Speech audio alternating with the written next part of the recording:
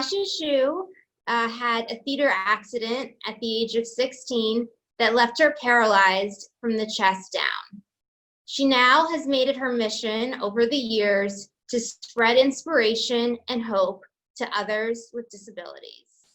Can you tell us a little bit about your theater accident that caused you to become paralyzed from the chest down? I was really involved in theater. I loved music. I loved acting. As soon as I could get involved in my high school productions, I was there. I was so excited. And so my sophomore year was my first production that I was in, and that was Grease, where I got to be Sandy, which was so much fun. And then my next year's production was, I would be a junior, was going to be The Wizard of Oz. And so we had practiced. We were down to the wire. We had just a few nights until our opening night. I was cast as a chorus member this year, so most of my main job was to really help with scene changes. And we were practicing one of the scene changes that was giving us just a lot of complications, a lot of problems. And we were rehearsing, and this night our director had turned all the lights off because that's what it was going to be like. So he wanted us to see what it would be like when we were actually during the production. And so, and it's a really long story, but to make it shorter, I was standing on stage, and from directly behind me, they removed the cover off of the trapdoor on stage. And I had no idea. And this all probably happened within the matter of 2 to 5 seconds. So they removed the cover off of the trapdoor directly behind me. Someone told me to move out of the way. And I just took a step backward. I didn't think anything like, okay, I'm moving. And that one step backward was my last that I would ever take. And I fell through the trapdoor, and I fell 16 feet to a cement floor where I landed on the back of my head, and my body is what came next. And that really only left one thing in between, and that was my neck. So I broke my neck at the C5 level. I severely crushed my spinal cord, which the doctor said was pretty much the same as severing it, and became a C5, C6 quadriplegic. Yeah, and that must have been really, heartbreaking. How old were you? I was 16 years old. I was 1 month away from turning 17 years old, where you're starting to think of your future and what you want to do with your life. And I had so many dreams. Yeah, so what were your dreams and aspirations prior to this?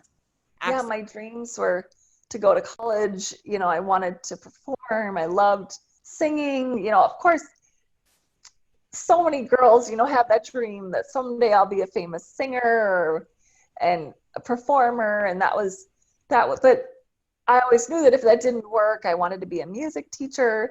I wanted to get married. I wanted to have kids. I wanted to have, just this happy life. And none of those dreams included a wheelchair.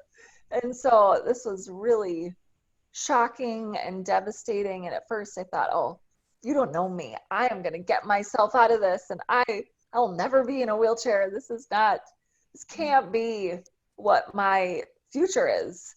And so it was very hard. And there was a very large time where I didn't want to live, and I just did not want this to be my life, which I think is pretty normal. Well, yeah, pretty normal for anybody going through this. Especially when there's such a change like this. Absolutely. And it's terrifying and it's frightening and so forth. So how did you overcome, this kind of slump or funk and depression that you went through after you had your accident? Well, it was very slow. I always tell newly injured people that it's like a roller coaster. You have one good day, you have 3 bad days, and then you have 3 good days, and then you have a couple bad days. It just so it took me a long time. I just fell through the trap door and was like, yay, now I get to live this life in a wheelchair. No, it was, but there were a few things that really helped me. First of all, after the accident, I got very sick. So I was actually in a coma for 8 days where the doctor said I wouldn't live. I had double pneumonia in my lungs. I had septic shock where my body was shutting down. And they said I was not going to live.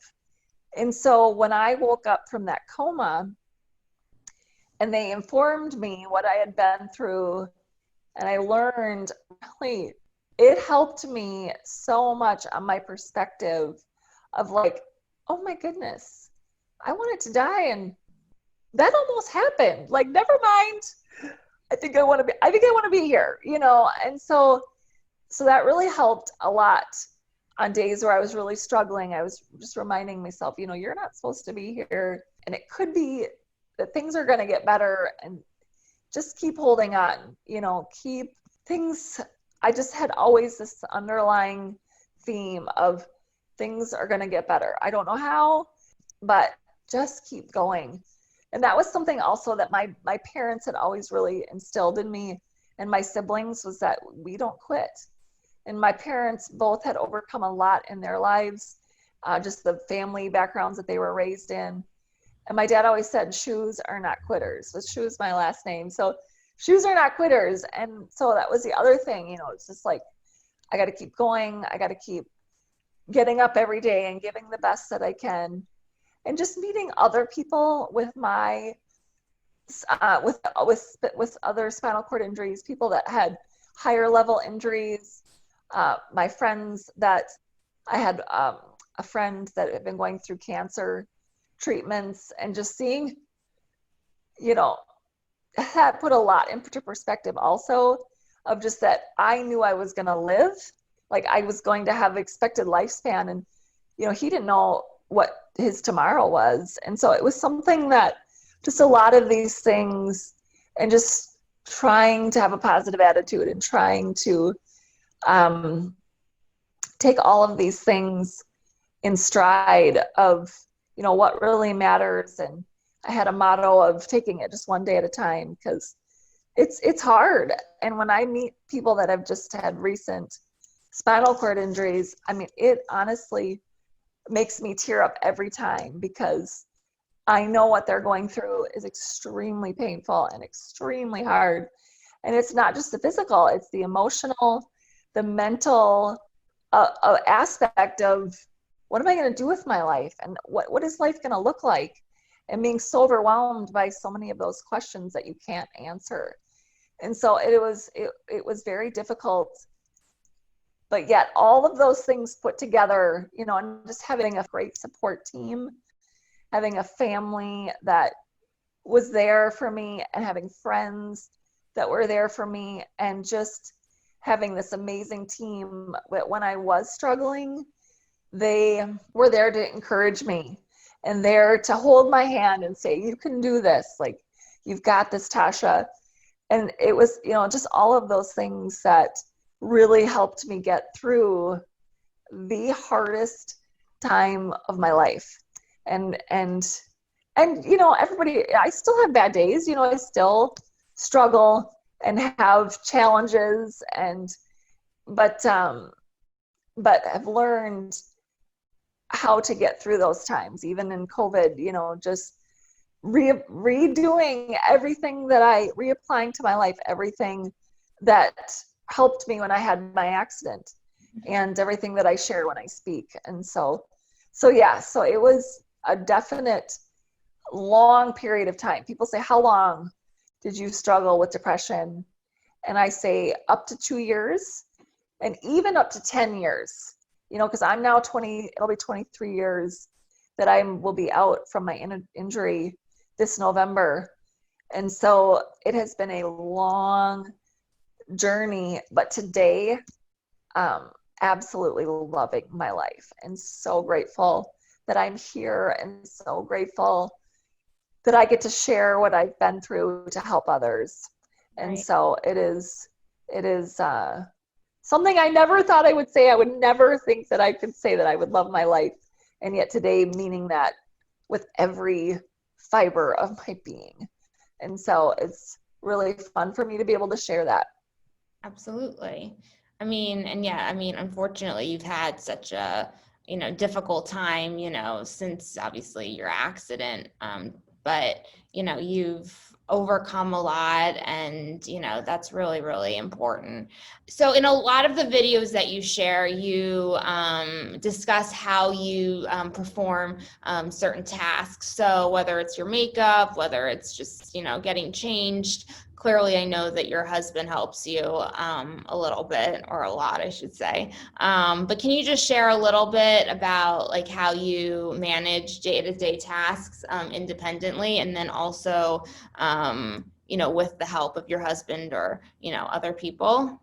Yeah, definitely. So for me, I'm really independent once I'm up in my wheelchair. So when I, so I met Doug about 15 years, who's my husband, about 15 years after my accident. So up until then, I had always had caregivers that came in that helped me get ready for the day, help me get dressed because I'm not able to do any of that myself, help me get into my wheelchair uh, and get ready for the day. And then once they leave, I'm pretty independent and I would have a caregiver usually come back in for an hour for lunch, but I would do dinners on my own. And then they would come back in and help me get out of my wheelchair and into bed for the night. And so when I met Doug, he was like, so will I do this now? Like, will I be your caregiver? And I had my caregivers in the past, and it never worked out very well. It was something that, and I'm very grateful that my mom and my dad, even my siblings, did some of my care in the beginning because we did not know what we were doing. But I definitely saw it negatively impact the relationship that I had with each one of them. And so when I was finally able to find independent care, I just said to myself, if I ever get married, he will not be my caregiver. He will be my husband. And that was before I was speaking full time. That was before I was working. I was in college. And at the time when I was kind of formulating all of this. And so when I actually met Doug and we started to put all this together, I was just like, no, you're going to be my husband. You will not do my cares. And I actually planned on him not even knowing how to do my cares. But once we were married and he was like, I would like to go somewhere overnight with you and not bring a caregiver. Can I learn some of this? And I was like, okay, so now he does know how to do all of my cares. If say there's a snowstorm and my caregivers can't get here, or we want to do a trip on our own. But I still have, when we're home, I still have all my caregivers that come in morning and night. And I feel like that's helped really keep our marriage healthy and flourishing, thriving, all of those words. But we do work together. And so Doug and I actually are together pretty much almost 24 hours a day. And people are like, oh my goodness, like, how does that work? Mm-hmm. But the thing is that Doug, like I said, was 36 when we got married, and he had been a bachelor for over 11 years. And so he was just, when people asked him, like, you're going to be together all the time. And he was like, I've been on my own for 11 years, and I have always prayed, hoped that I would get married. So this is not going to be a problem. We're going to have fun together. We're going to make the most of it. And that's really what we do. And so Doug, Doug will help prepare meals, and he does all the cooking and, does a lot of things around the house. For this call, he helped get my microphone set up and helped, so he'll do stuff like that. But when we're working together, he's downstairs or out in the kitchen, and I'm doing my work in my office, which is where I am right now. So we have a really good balance in that. Plus Doug cannot do hair. So we learned right away, like, yeah, this is not going to work if I don't have caregivers. My hair is going to suffer immensely because I do my own makeup as I share in a lot of my videos, but my hair I am not able to do. So that makes it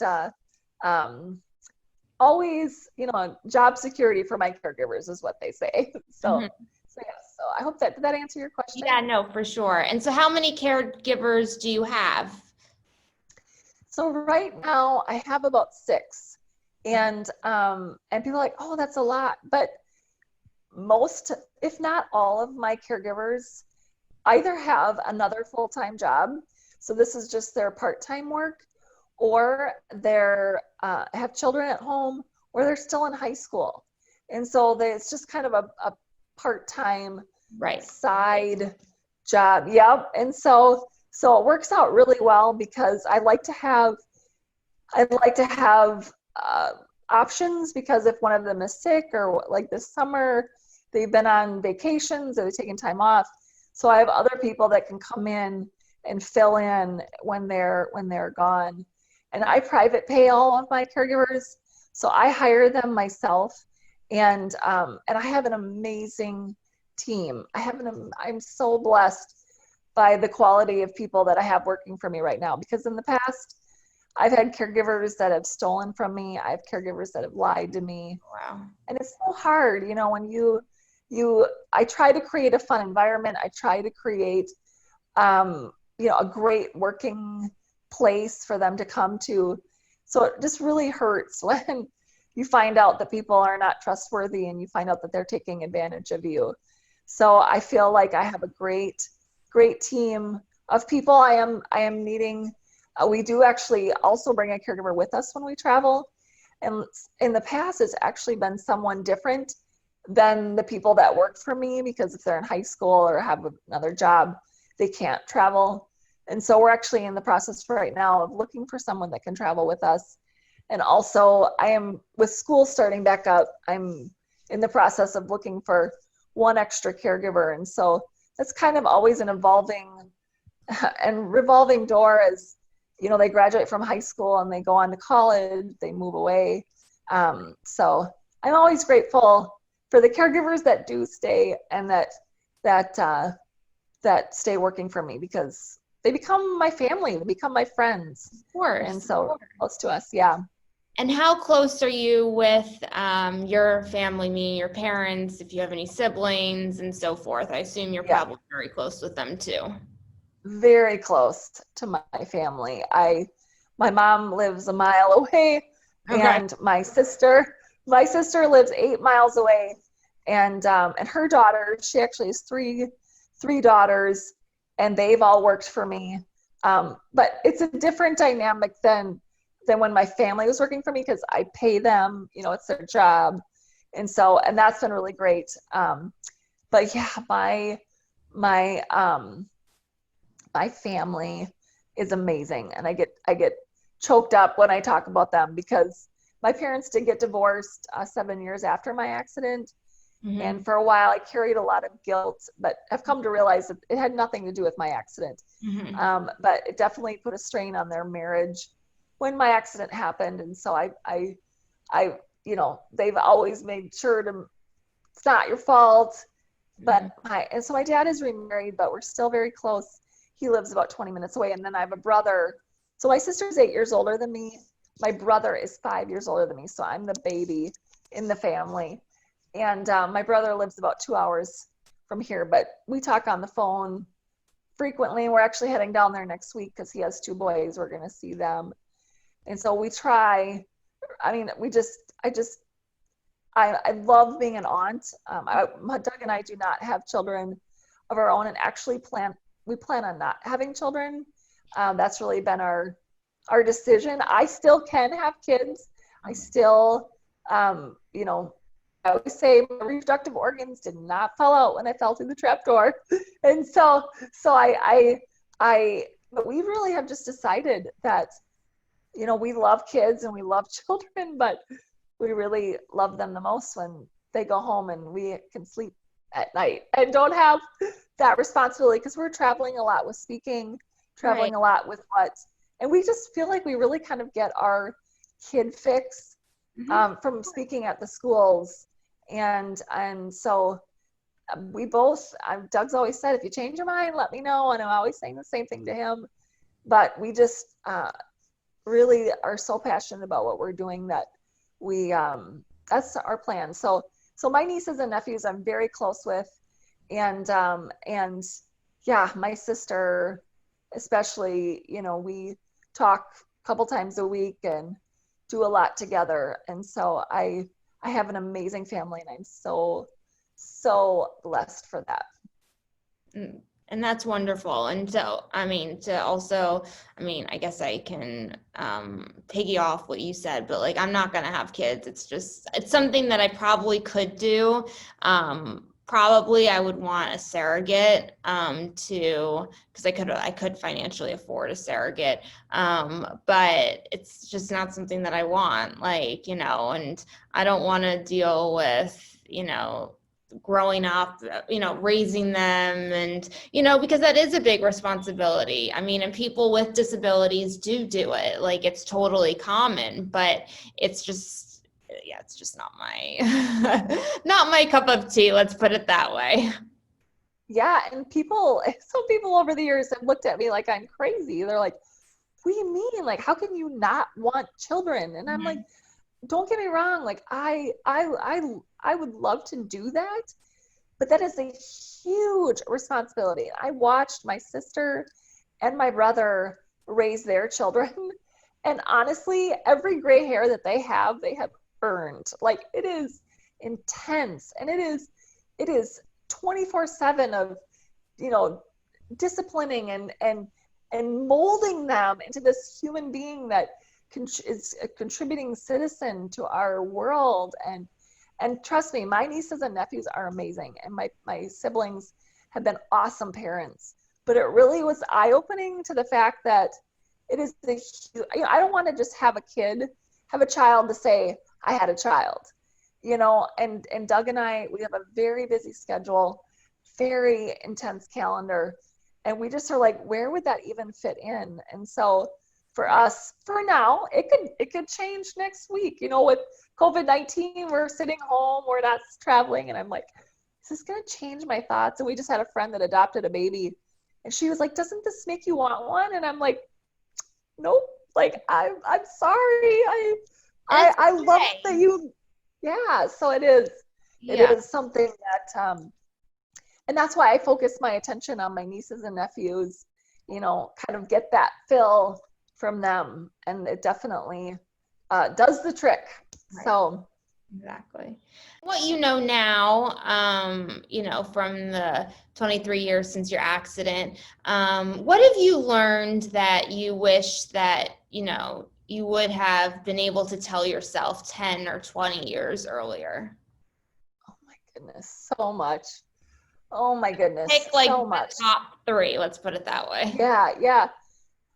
When I speak, I share about an acronym called PATH, and there's basically the 4 things that have helped me get through my accident, get through life, and other difficulties that I've gone through. It wasn't just my accident. I've had hospitalizations, I've had relationship failures, I've had all of these things. And hindsight is so important. When you're going through these things, it's so overwhelming, and it's just seems like it's gonna wreck your life, or, you know, you'll never recover from this. And I've just learned in this acronym, it's PATH, it's purpose, attitude, team, and hope. And I think those are really the 4 things that I look back and I wish I could have told myself these things as I was going, when I had my accident, that you are here for a purpose. Your life matters, and you're going to make a difference someday. And that's something that I never believed that I would be able to do, sitting in this wheelchair. You know, I just thought, my accident wrecked my purpose, and actually it fueled my purpose. It gave me the platform to be able to share the things that I've learned. And attitude, I mean, attitude is so important. And trust me, I struggled with that immensely. I mean, I had so many negative thoughts of just like, your life is over, and you're never going to do anything with your life, and there's no hope for you. And by choosing every day to wake up and say, I'm here for a reason, and I'm thankful to be alive, I'm thankful that I'm here, really helped me. And then just my team of people, and hope.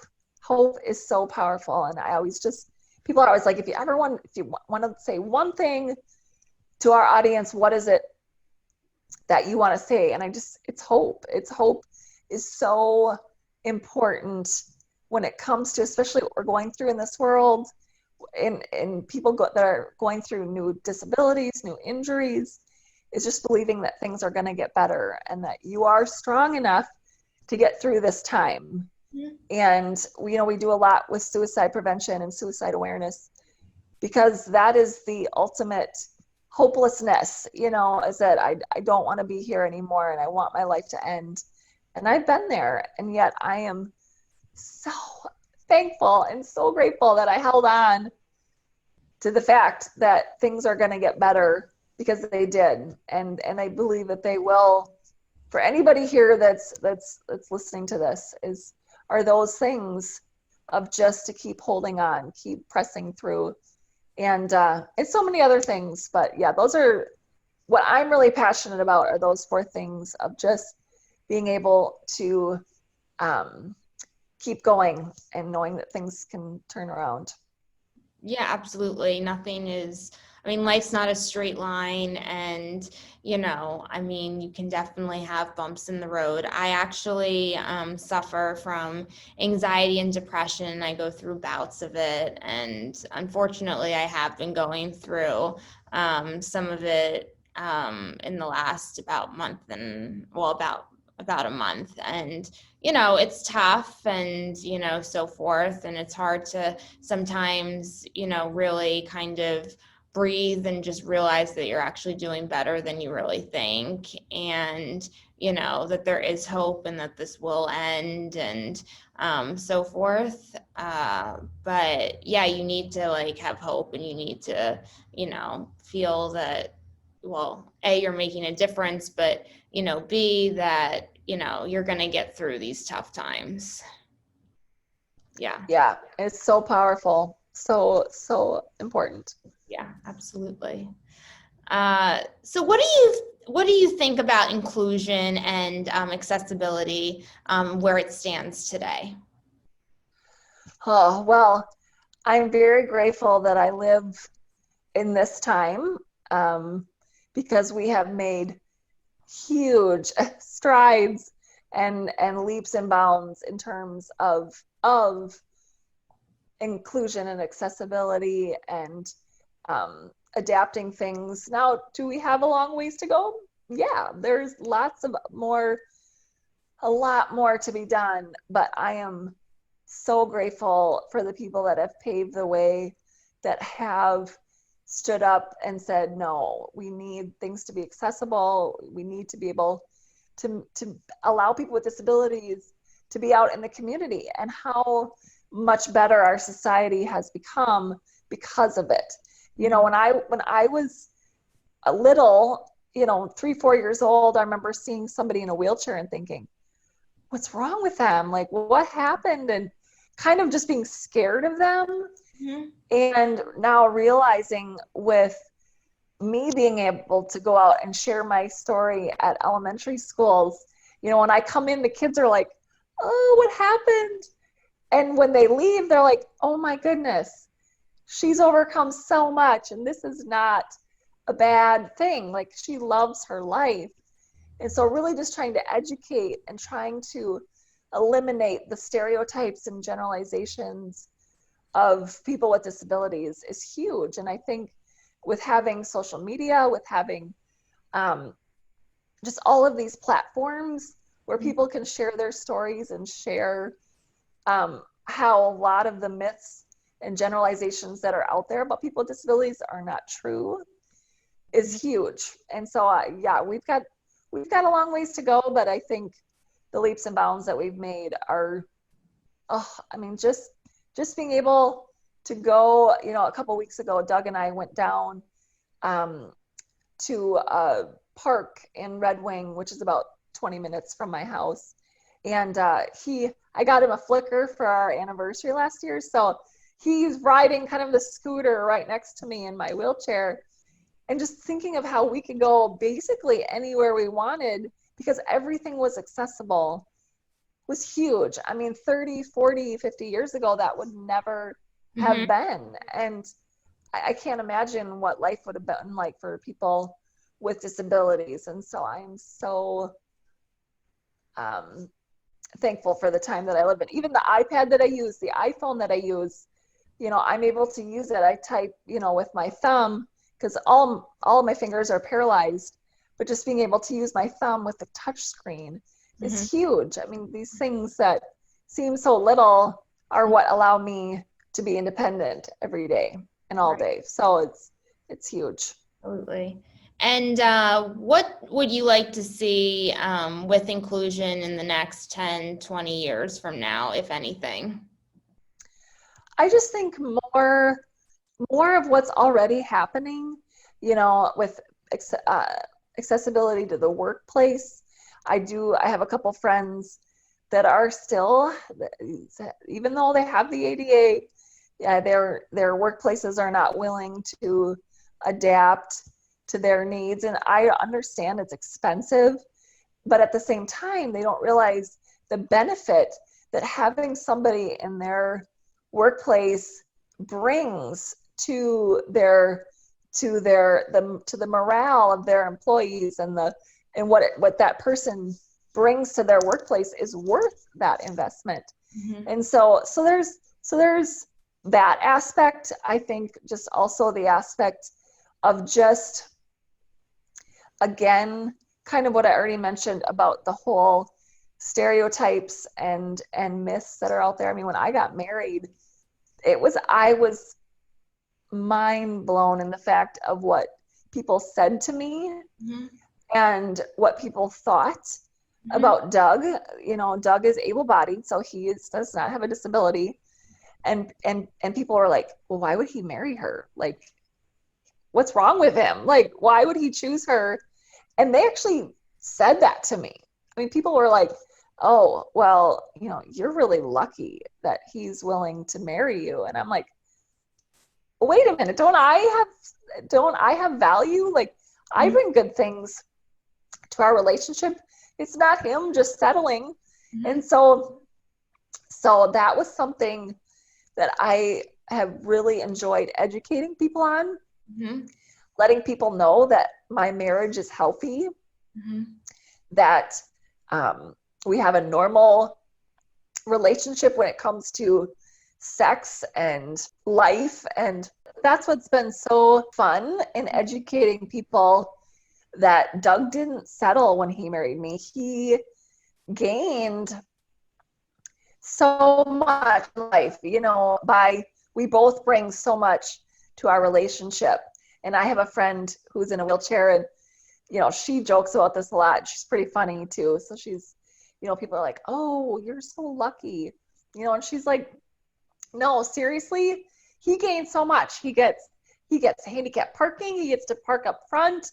That's actually why he married me, for the perks, you know. And so we joke about that, but you know, it's something that is what I am really passionate about, is educating people to know that people with disabilities bring so much. And when I was doing online dating, I was amazed at, it wasn't a lot of people, but a few people that reached out to me on Christian Mingle on the site and said, yeah, I'm in a wheelchair too, but I don't put that in my profile because I don't want people to be turned away from that. And my profile right away said, I was in an accident when I was 16, I'm in a wheelchair, and if you have a problem with that, don't message me. You know, like, I was not afraid to say who I was, because I knew that I have value and that I will bring value to a relationship. And if a man is turned off by that, I don't want him anyways. For me, it's a lot of educating. And so it's changing that mindset when people see my wheelchair and they think, oh, that poor girl. They think, no, that's awesome. She can get around. She can do all of these things, even though she has this disability. And that's going to take, going to be a forever thing, Right. because we all have these things, stereotypes built into us, from how we're raised and what we think about life. And but it's still one person at a time, still a goal of mine.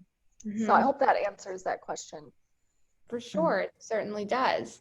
And now, lastly, what advice would you give to others who are struggling? Your wonderful words of wisdom that you give, your talks. What would you tell others that are watching this interview? Oh, yeah, And there's a lot, so just give me one or two. It doesn't need to be the sure. whole gamut. Yeah, yeah. Well, I think I shared a little bit already. Just, if you are watching this and you're struggling, just keep going. Keep going and promise yourself, promise us that you're not going to quit, because that's how we lose. We truly lose when we quit. And so to keep going, there's so much importance in surrounding yourself with people that love and care about you. And I think when you are struggling, you tend to think, I'm alone, I don't have anyone. And that's not true, that there are so many people that love you and care about you and want to help. They can't read your mind. They need to know, they need you to say, I need help. I need you to help me do this, this, and this.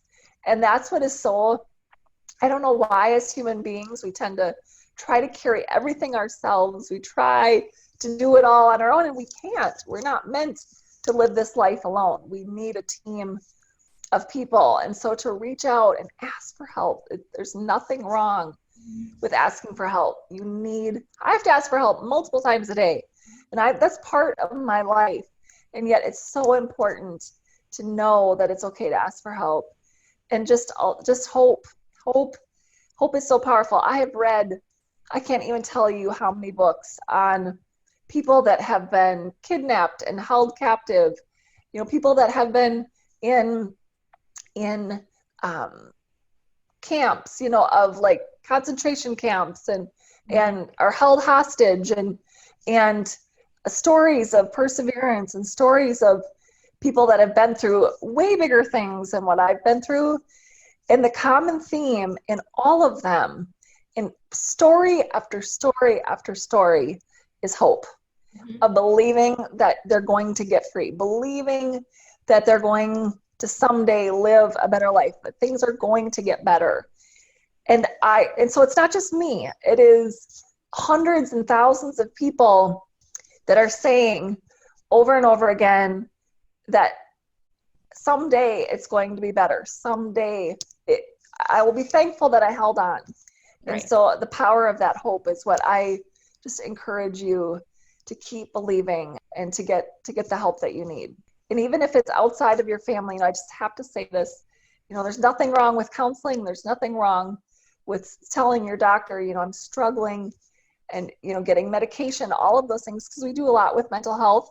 We do a lot with suicide prevention. And that is also so important. I actually saw a counselor a year ago, and I am so grateful for her. I was struggling with some insecurities, struggling with what I was talking about today, value and worth of myself because of what some things people had said to me. And she helped me immensely. So there's nothing wrong when it comes to asking for help professionally. And so definitely just know when I meet with people that have been newly injured, I just tell them, just hold on, things will get better, keep going. Because nobody told me when I had had my accident. I had to figure that out for myself. And so I'm living proof that things can get better and things can turn around. Absolutely. And so Totally yeah. agree. Well, this was so wonderful, Tasha. Thank you so much for giving me the time, and I'm so glad you're part of our community, and you have such an inspirational story, and again, I look forward to sharing this with everyone. Thank you. Thank you. This has been such an honor to be here today. Such an honor to be able to share my story with you and everyone that's a part of this community. And if anybody ever has any questions, you know, I'm on social media. Okay. My website has all of my contact information. I would love for you to reach out if there's anything I can do to help, to share, because that's what it's all about. Yeah, Because we need each other. absolutely. It definitely is.